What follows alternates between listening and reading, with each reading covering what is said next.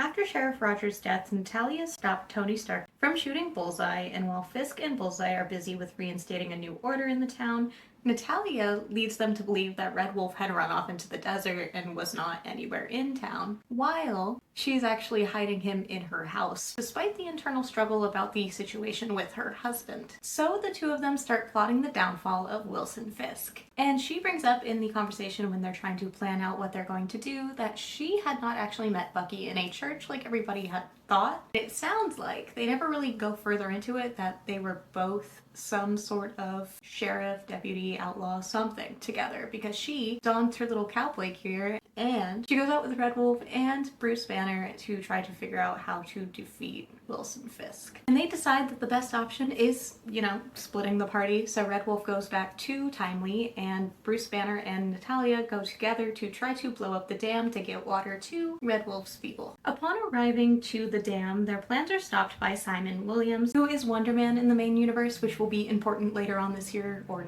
early next year. I don't know when the actual show comes out, but he does have a Disney Plus show coming out. So Wonder Man, remember that name. Simon Williams ends up having his men torture Natalia, but he's also dumping radioactive poison down Bruce's throat the whole time that he's torturing Natalia to try to get them to stop doing stuff. So he ends up poisoning Bruce, and Natalia ends up handling everything just fine because she is Black Widow. So when they actually go to check on her, all the men are just incapacitated. But it ends up that Bruce is dying because of the radioactive, they call it something and I can't think of it off the top of my head.